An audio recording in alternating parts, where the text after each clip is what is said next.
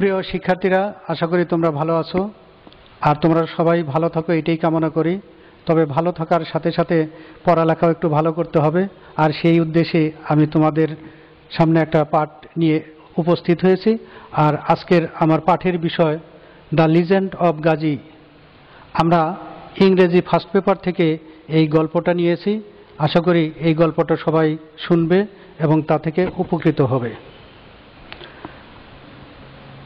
আমরা জানি গাজী পীর একজন মহৎ ব্যক্তিত্ব, যিনি জনগণের কল্যাণের জন্য তিনি বাগেরহাট জেলার সুন্দরবনের যে জঙ্গল এলাকা তারই আশেপাশে তিনি বাস করতেন, আর মানুষের কল্যাণে তিনি সবসময় কাজ করে গেছেন। কিভাবে মানুষের কল্যাণ হয় তিনি তা দেখার জন্য সবসময় ভিজিল্যান্ট থাকতেন, সতর্ক থাকতেন। তিনি তার নিজের চিন্তা যে পরের চিন্তা করতেন একটু বেশি, আর তিনি কিছু বিশেষ গুণের অধিকারী ছিলেন, যার কারণে আমরা যেটাকে অসম্ভব মনে করি তার জীবনে সম্ভব ছিল। আমরা এই ছবির থেকে যে জিনিসটা দেখছি সেটা হলো যে গাজী পীর উনি একটা রয়্যাল বেঙ্গল টাইগারের উপরে বসে আছেন, আর তার বাম হাতে একটা সাপ ধরা আছে। তাহলে এই চিত্রটা থেকে অতি সহজেই বুঝতে পারি যে ওনার যে চাল চলন একটু অস্বাভাবিক ছিল। আমরা কি চিন্তা করতে পারি যে কেউ বাঘের পিঠে উঠে এভাবে ঘুরে বেড়াবে অথবা একটা সাপ হাতে নিয়ে ঘুরবে? এটা অসম্ভব ব্যাপার। তবে এটা সম্ভব যদি সেই পর্যায়ের কেউ হতে পারে, অর্থাৎ তার জীবনে আধ্যাত্মিকতার সাধনের মাধ্যমে তিনি এমন কিছু কোয়ালিটি অর্জন করেছিলেন যার মাধ্যমে এটা সম্ভব। তবে তিনি তার ব্যক্তিগত জীবনকে প্রস্ফুটিত করার জন্য করেননি, পরের কল্যাণের জন্যই তিনি এভাবে বাঘের পিঠে উঠে মানুষের কোথায় কষ্ট আছে, দুঃখ আছে, সমস্যা আছে সেগুলো দূর করার জন্য সবসময় তিনি ছুটে বেড়াতেন, আর মানব কল্যাণই ছিল তার জীবনের উদ্দেশ্য। আসো তাহলে আমরা সেই গাজী পীর সম্পর্কে আজকে জানব। বিস্তারিত জেনে আমরা এই পাঠের যে শিক্ষণীয় বিষয় সে সম্পর্কে অবহিত হব। প্রিয় শিক্ষার্থী, তাহলে আজকে আমার আলোচ্য বিষয় দ্য লিজেন্ড অব গাজী পীর।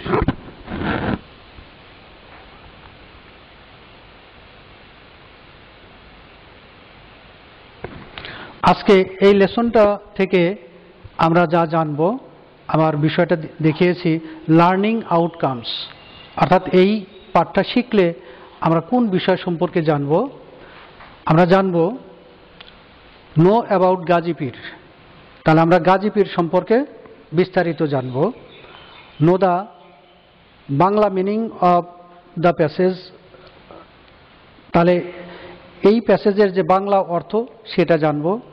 লার্ন অ্যাবাউট পীর ইন ডিটেল। তাহলে পীর কথাটা ব্যবহার করা আছে সেই সম্পর্কে আমরা বিস্তারিতভাবে জানব। প্রিপেয়ার দেমসেলস ফর এক্সামিনেশন, আর পরীক্ষার জন্য প্রস্তুতি কিভাবে নিতে হবে সে সম্পর্কেও জানব। Know the special meaning of some words. এই গল্পে কিছু কিছু বিশিষ্ট শব্দ রয়েছে, সেই শব্দ নিয়ে আমরা জানব এবং তার ব্যবহার শিখব। প্রিয় শিক্ষার্থী, আসো আমরা দেখি সেই গল্প, গাজী পীরের গল্প। আমরা যে কথাটা বলছিলাম যে গাজী পীর গ্রামগঞ্জের মানুষকে সাহায্য করতেন, আমরা এই ছবিটাতে দেখব একটা গ্রামের চিত্র। এখানে চাষবাস চলছে, লাঙল দিয়ে গরুর সাহায্যে একজন মানুষ, কৃষক, সে চাষ করছে, সেখানে কি আবাদ করবে, সে আবাদ শেষে সে আবাদ ঘরে তুলবে, এটাই স্বাভাবিক। কিন্তু আমরা জানতে পারি যে কিছু হিংস্র প্রাণী, বন্য প্রাণী, তাদের কারণে এই কৃষকগুলো তাদের যে আবাদ সে আবাদ ঘরে তুলতে পারে না, তারা কোনো একটা পর্যায়ে এসে নষ্ট করে দেয়। বুনো হাতি অথবা কুমির, এগুলোকে আমরা দেখি যে এই গল্প থেকে আবাদগুলো নষ্ট করে ফেলে। আর গাজী পীর তখন কি করেন, এই অসহায় মানুষদেরকে সাহায্য করার জন্য ওই এলাকাতে যান এবং জীব জানোয়ারদেরকে নির্দেশ করেন তার হাতের মাধ্যমে নির্দেশ করেন যে এই এলাকাতে তুমি আসবে না, কারণ আসলে এই কৃষকের ফসল ক্ষতিগ্রস্ত হয়। তখন ওই জীব জানোয়ারগুলো তার কথা মতো চলতো এবং ওই এলাকাতে আর আসতো না। এভাবে আমরা জানি যে গাজী পীর গ্রামের যে অসহায় মানুষ তাদেরকে সব সময় সাহায্য সহযোগিতা করতেন। তাহলে গাজী পীরের যে মিরাকল পাওয়ার, অলৌকিক ক্ষমতা, এই ক্ষমতার সম্পর্কে আমরা এই গল্প থেকে জানতে পারছি। আর তিনি সেই ক্ষমতা বলে গ্রামের মানুষকে কিভাবে সাহায্য সহযোগিতা করতেন তাও আমরা জানতে পারছি।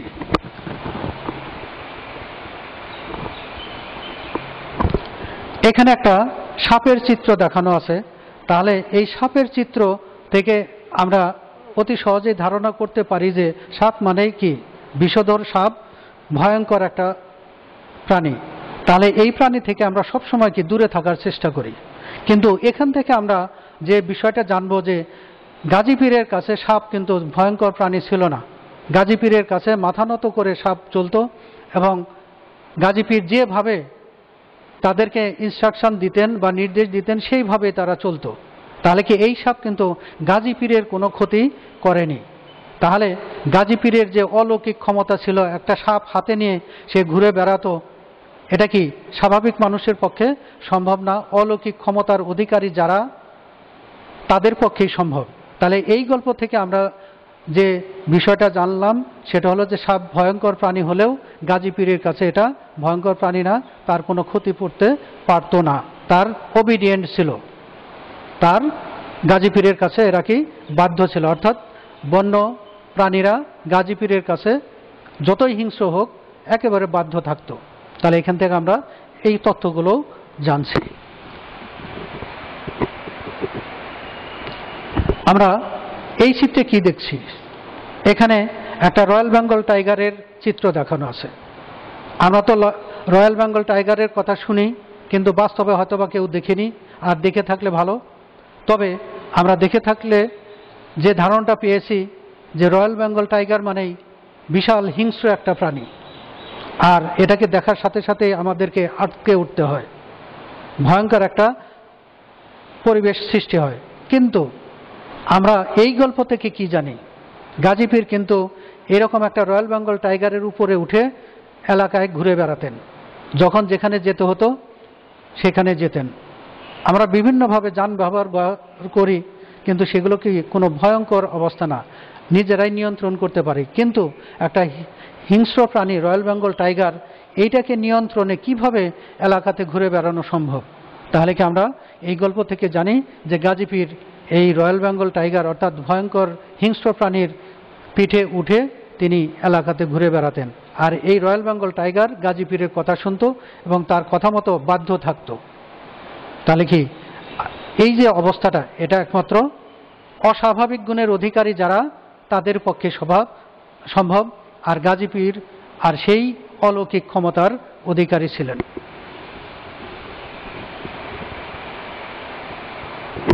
প্রিয় শিক্ষার্থী, আমরা এই গল্প থেকে কিছু শব্দের সাথে আমরা পরিচিত হব। আমি লিখেছি ডিলিং উইথ নিউ ওয়ার্ডস। তাহলে এই গল্প থেকে যে নতুন শব্দগুলো আছে, এই শব্দ নিয়ে আসো আমরা একটু কাজ করি। এই শব্দের অর্থগুলো জানব, আর সেগুলো অবশ্যই আমাদের বাস্তবিকভাবে ব্যবহার করে দেখতে হবে যে শব্দগুলো কত কঠিন নাকি সহজ। আসো দেখি প্রথম শব্দটা কি, লিজেন্ড। আর এর অর্থ দাঁড়ায় ফেবল বা ফিকশন। আমরা জানি লিজেন্ড মানে কি, পৌরাণিক কাহিনী। এই গল্পটা লোক মুখে শুনে শুনে একটা কাহিনী প্রচলিত আছে সমাজ ব্যবস্থাতে। আসলে এটা কতটুকু যুক্তিযুক্ত অথবা কতটুকু বাস্তব, এটা সম্পর্কে কিন্তু প্রশ্ন করলে এটার উত্তর দেওয়া কঠিন। তবে সেটা সত্য হোক অথবা যাই হোক, এটা সমাজে প্রচলিত আছে এবং এই কথাগুলো আমরা সমাজ ব্যবস্থাতে এখনো আমরা মেনে চলি, জানার চেষ্টা করি এবং মানার চেষ্টা করি। তাহলে সেই জিনিসটাই হলো লিজেন্ড, ফেবল বা ফিকশন।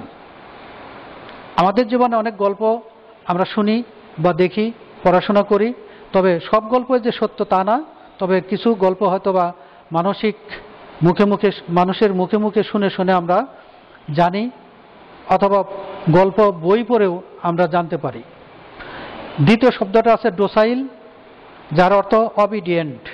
ডোসাইল মানে কি?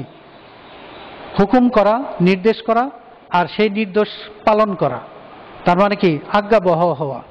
তাহলে গাজী পীর আমরা জেনেছি যে যেগুলো হিংস্র প্রাণী, অশান্ত প্রাণী, সেই প্রাণীদেরকে যে নির্দেশ দিতেন সেই নির্দেশই তারা পালন করত, মেনে চলতো। গাজী পীরের সামনে কোনো অবহেলা অথবা হুকুম মানবে না এমনটি ছিল না। কাজেই তাহলে আমরা ডোসাইল অর্থ জানতে পারছি যে নির্দেশ করা অথবা শান্ত করা অথবা নিয়ন্ত্রণ করা। স্ক্রল এর অর্থ পার্চমেন্ট ডকুমেন্ট। আমরা যখন ছবি আঁকি, ছবি আঁকার জন্য বিশেষ কিছু মেটালিক জিনিস ইউজ করতে পারি, তবে ছবি আঁকার জন্য যে বিষয়গুলো আমরা ব্যবহার করি সেই জিনিসটাই হলো স্ক্রল। আমরা দেখেছি যে গাজী পীরের যে কাহিনী, এটা অঙ্কিত অবস্থাতে আমাদের ফোকলোর যে লিটারেচার আছে সেই লিটারেচার থেকেও জানতে পারি, এবং এর ডকুমেন্ট হিসেবে স্ক্রল পেন্টিং যেটা, সেটা ব্রিটিশ মিউজিয়ামে সংরক্ষিত আছে। তাহলে গাজী পীরের যে কাহিনীটা, এটা আমরা ব্রিটিশ মিউজিয়াম থেকেও কিন্তু দেখতে পারি এবং জানতে পারি। আর যে পদ্ধতিতে আঁকা আছে সেটার নাম হলো স্ক্রল। পরের শব্দটা আমরা দেখব, সেটা হলো ক্রিক্স। এর অর্থ ডিচ বা রিভার। আমরা নিচু জায়গাকে বুঝিয়ে থাকি। ক্রিক্স অর্থ নালী অথবা ডিচ অথবা রিভার। আর সুন্দরবনের যে পার্শ্ববর্তী এলাকাতে গাজী পীর বাস করতেন, সেই এলাকাগুলো একটু নিচু এলাকা ছিল। নদী বা নালা যেটাই বলি, সেখানে কুমির থাকতো। এই কুমিরগুলো কি মাঝে মধ্যে এসেই মানুষের ক্ষতি করত, মানুষের ফসলের ক্ষতি করত। তাহলে সেই যে ডিচ বা রিভার, সেটাই হলো ক্রিক্স। ভিজিল্যান্ট এর অর্থ দাঁড়ায় ওয়াচফুল, সতর্ক, সবসময় সতর্ক দৃষ্টি রাখা। আমরা জেনেছি যে গাজী পীর সবসময় সতর্ক দৃষ্টি রাখতেন কাদের প্রতি? যারা বিভিন্ন সমস্যার সম্মুখীন হতো। ওই সুন্দরবনের নিকটবর্তী এলাকাতে যে লোকগুলো তাদের জীবনযাত্রার ক্ষেত্রে বিভিন্ন সমস্যার সম্মুখীন হতো, তাদের দিকে তিনি দৌড়ে যেতেন এবং তাদেরকে সাহায্য করতেন। সবসময় কি সতর্ক দৃষ্টি রাখতেন। তাহলে সেই সতর্ক দৃষ্টি অর্থ ভিজিল্যান্ট। প্রিডেটরি এর অর্থ হান্টিং। প্রিডেটরি অর্থাৎ শিকারী প্রাণী। তাহলে আমরা জেনেছি যে রয়্যাল বেঙ্গল টাইগার এটা হলো প্রিডেটরি অ্যানিম্যাল, যারা অপর প্রাণীদেরকে শিকার করে খায় তাদের জীবিকা নির্বাহের জন্য, তাদের জীবন ধারণের জন্য। তাহলে এখানে আমার প্রিডেটরি পাচ্ছি শিকারী প্রাণী বা হান্টিং অ্যানিম্যাল। পরবর্তী যে ওয়ার্ডটা আছে কাম, অর্থ পেসিফাই। CALM কাম। এই কাম অর্থ শান্ত করা। অর্থাৎ যখন কোনো হিংস্র প্রাণী, তারা তো অশান্ত, গাজী পীরের কাছে যখন আসতো তাকে দেখেই তারা কি শান্ত হয়ে যেত। আর শান্ত না হলেও তার মিরাকল পাওয়ারের দ্বারা, অলৌকিক ক্ষমতার দ্বারা তাদেরকে শান্ত করে দিতেন, অর্থাৎ নিয়ন্ত্রণ করতেন। এই যে নিয়ন্ত্রণ ক্ষমতা, এইটাকে আমরা বলছি কাম, পেসিফাই। তাহলে প্রিয় শিক্ষার্থী, এই গল্প থেকে আমরা বেশ কিছু নতুন শব্দ পেলাম, যে শব্দগুলোর সাথে আমাদের পরিচয় অবশ্যই রাখতে হবে। আশা করি তোমরা ভালোভাবে বুঝতে পারছো। আমরা এই ছক থেকে নতুন একটা প্রশ্নের সিস্টেম সম্পর্কে জানব, making flow chart with the information. আমরা ওয়ার্ড জানি, ব্যবহার জানি, কিন্তু এখানে একটা নতুনত্ব আছে যে আমরা ফ্রেজ জানি। সেই ফ্রেজগুলো কিভাবে উপস্থাপন করতে হয়। একটা ফ্রেজ দেওয়া থাকবে আর সেই অনুযায়ী তোমাকে 5টা ফ্রেজ লিখতে হবে। তাহলে আমরা 5টা বক্স দেখেছি ফাঁকা, ওই ফাঁকা বক্সগুলোতে 5টা ফ্রেজ লিখব। এখানে লেখা আছে হ্যাভিং মিরাকল পাওয়ার। আমরা এই গল্প দেখেছি যে গাজী পীর হ্যাড মিরাকল পাওয়ার। তাহলে এখানে লেখা আছে হ্যাভিং মিরাকল পাওয়ার, তাহলে গাজী পীর সম্পর্কেই বলা আছে। তাহলে হ্যাভিং কথাটা কি ভার্বের আইএনজি ফর্ম, আর পরবর্তী ওয়ার্ডগুলো মিলে আমরা বলবো প্রেজেন্ট পার্টিসিপল ফ্রেজ। অর্থাৎ যে কটা ফ্রেজ আমরা লিখবো 5টা, সেই 5টা ফ্রেজেই প্রেজেন্ট পার্টিসিপল ফ্রেজে লিখতে হবে, হ্যাভিং মিরাকল পাওয়ার।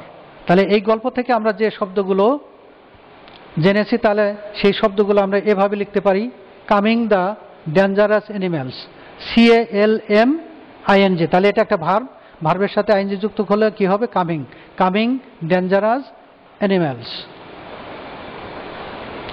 হেল্পিং রুরাল পিপল, তাহলে হেল্প তার সাথে আইএনজি যুক্ত করলাম, তাহলে হেল্পিং রুরাল পিপল। তারপর যদি ব্যবহার করি ডোসাইলিং ডেঞ্জারাস অ্যানিম্যাল, ডোসাইল মানে কি? নিয়ন্ত্রণ করা, তাহলে এটা যদি আমরা ভার্ব হিসেবে ব্যবহার করতে পারি তাহলে আমরা কি লিখব? ডোসাইল ডেঞ্জারাস অ্যানিম্যাল। তাহলে এভাবে আমরা যে কয়টা ফ্রেজ লিখবো, অর্থাৎ 5টা ফ্রেজ লিখবো, 5টা ফ্রেজই প্রেজেন্ট পার্টিসিপল ফ্রেজ হিসেবে উপস্থাপন করতে হবে। তাহলে এই গল্পের মধ্যে আমাদের কিছু শব্দ আছে, ফ্রেজ আছে, এই শব্দগুলোকে এই সিস্টেম অনুযায়ী সাজিয়ে সাজিয়ে লিখতে হবে। আশা করি মেকিং ফ্লোচার্ট যে বিষয়টা এটা তোমরা জানতে পারলে এবং শুদ্ধভাবে লিখতে পারবে, এটাই আশা করি। আমি এই অংশে দেখিয়েছি জাস্টিফিকেশন অফ টুডেস লিসন। আজকে যে গল্পগুলো আমরা জানলাম, যে তথ্যগুলো জানলাম, আসো এই প্রশ্নগুলোর মাধ্যমে, প্রশ্নোত্তরের মাধ্যমে স্পষ্ট করে নেই। নাম্বার এতে দেখানো আছে what can we know from folk literature. তাহলে ফোক লিটারেচার থেকে আমরা কি জানতে পারি? তাহলে কি ফোক লিটারেচার থেকে আমরা জানতে পারি সেই গাজী পীরের যে লিজেন্ড এবং মিরাকল পাওয়ার। তাহলে কি আমরা লিখতে পারি we can know the miracle power of Gazi পীর ফ্রম ফোক লিটারেচার। এভাবে আমরা তাহলে প্রশ্নের উত্তরটা লিখতে পারি। Number B, how did Gazi Pir calm the predatory animals. Gazi Pir কিভাবে হিংস্র প্রাণীদেরকে নিয়ন্ত্রণ করতেন। তাহলে আমরা জানি যে গাজী পীরের অলৌকিক ক্ষমতা ছিল, সেই ক্ষমতা বলে তিনি প্রিডেটরি অ্যানিমেলসদেরকে নিয়ন্ত্রণ করতেন। তাহলে উত্তরটা আমরা লিখতে পারি Gazi Pir calmed the predatory animals by his miracle power. তাহলে সেন্টেন্সটা কি হলো? Gazi Pir calmed the predatory animals by his miracle power. Number C, give an example of benevolent activity of Gazi Pir. Gazi পীরের যে কল্যাণমূলক কাজ, অর্থাৎ অপরের কল্যাণ করতেন, এইরকম কাজগুলোর মধ্যে আমরা কি জানি? আমরা জানি কি যে গরিব মানুষ, অসহায় মানুষ যারা বিপদে পড়তো তখন গাজী পীরের কাছে আসতো, তখন তাদেরকে সাহায্য করতো। অর্থাৎ ওই যে হিংস্র প্রাণীর যে উপদ্রব, এগুলো থেকে তাদেরকে রক্ষা করতেন এবং কার কখন কোন বিপদ হয় তিনি সবসময় কি ঘুরে বেড়াতেন, দেখতেন। তাহলে এগুলোই হলো গাজী পীরের benevolent activity. Number D, how could people know that Gazi পীর ফট ক্রোকোডাইলস। তাহলে কি গাজী পীর কুমিরের সাথে যুদ্ধ করতেন, এটা জনগণ কিভাবে জানতে পারত? তাহলে আমরা এই গল্প থেকে জানি যে গাজী পীর তার যে কাহিনী, সেই কাহিনী আমাদের যে বাংলা ফোক লিটারেচার আছে, সেই লিটারেচারে তার উপস্থাপনা রয়েছে, সেই সাথে ব্রিটিশ মিউজিয়ামে তার গল্প কাহিনীগুলো সংরক্ষিত আছে। তাহলে আমরা কি ফোক লিটারেচার এবং ব্রিটিশ মিউজিয়াম থেকেও আমরা গাজী পীরের যে মিরাকল পাওয়ার বা কাহিনী সে সম্পর্কে জানতে পারি। Number E, why did people go to Gazi Pir. Gazi পীরের কাছে মানুষ কেন যেত? আমরা জেনেছি যে মানুষ যখন বিপদে পড়তো তখন উদ্ধার পাওয়ার জন্য, বিপদমুক্ত হওয়ার জন্য গাজী পীরের কাছে যেত। তাহলে আমরা উত্তরটা এভাবে লিখতে পারি, পিপল ওয়েন্ট টু গাজী পীর to get relief from the problem in their life. They could easily know that if they went to Gazi Pir, he would help them and relieve their problems. So এখান থেকে আমরা জানলাম যে মানুষ গাজী পীরের কাছে যেত, তারা বিপদে পড়লেই এই বিপদ মুক্ত হওয়ার জন্য যেত।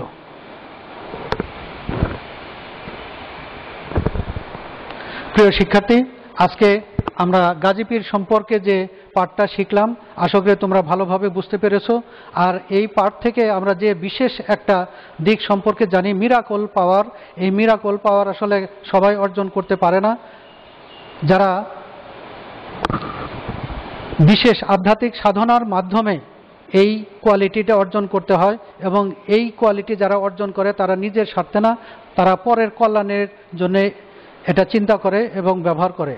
এভাবে তারা অপরের কল্যাণ সাধন করে। আমাদের সমাজে অনেক মহান ব্যক্তিত্ব আছেন যারা বিপদগ্রস্ত মানুষের পাশে দাঁড়ায় এবং গাজী পীর তাদের একজন।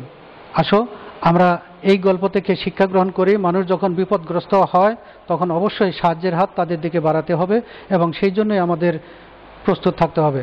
তোমরা সবাই ভালো থাকো, এই প্রত্যয়ে আজকের মতো আমার পাঠ শেষ করলাম। আল্লাহ হাফেজ।